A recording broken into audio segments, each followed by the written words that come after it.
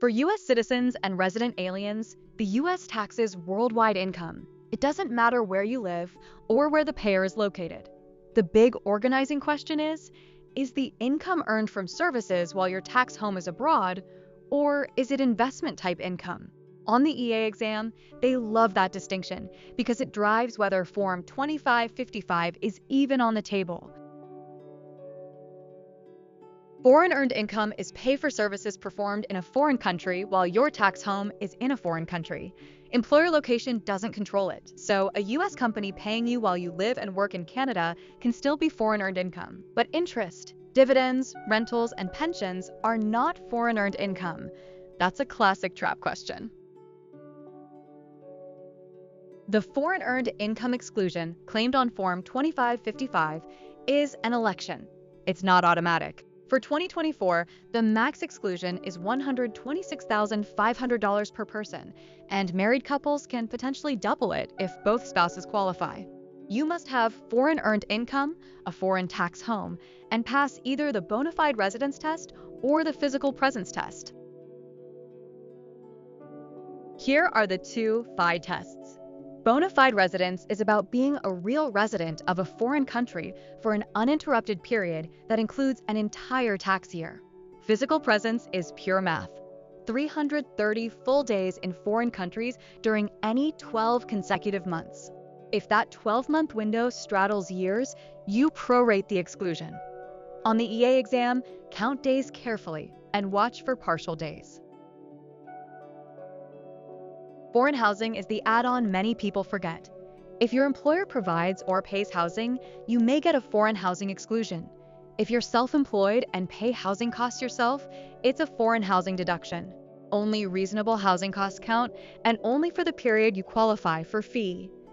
Also, housing exclusion or deduction lowers income tax, but it doesn't reduce self-employment tax. Now, foreign taxes. You generally choose either a deduction on Schedule A or a credit against U.S. tax. A credit is usually better because it reduces tax dollar for dollar, while a deduction only reduces taxable income.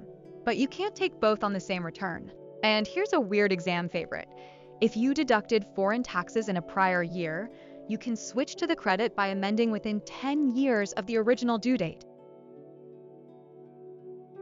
The foreign tax credit is on Form 1116, unless you qualify for the small tax exception. The credit can apply to foreign investment income too, not just wages. To qualify, the foreign tax must be imposed on you, paid by you, a legal liability, and an income tax. Also, no double dipping.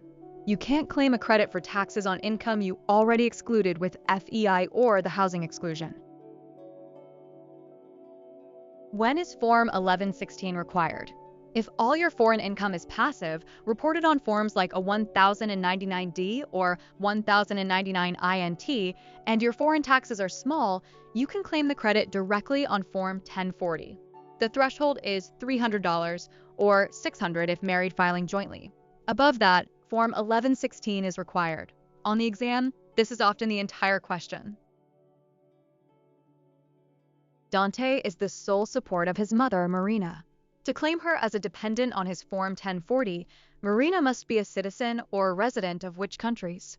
The choices include only the United States plus a couple other countries, and one option that lists the United States, Mexico, or Canada. Think about it. The correct answer is the United States, Mexico, or Canada. For dependency, the person generally must be a U.S. citizen, U.S. national, or U.S. resident, and there's a special allowance for residents of Canada or Mexico. A tempting wrong answer is United States or Canada, but Mexico is also included, so that choice is incomplete. Each of the following individuals are automatically taxed as residents of the United States, except one. The options include a non-resident alien who marries a U.S. citizen, a green card holder who leaves before year-end, someone physically present for 365 days without a visa, and a green card holder living outside the U.S. Which one is not automatically a U.S. tax resident? Think about it.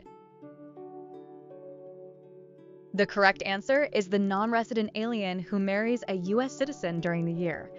Marriage alone doesn't automatically make them a U.S. tax resident. They become a resident only if the spouses make an election, typically by filing a joint return and choosing to treat the non-resident spouse as a resident.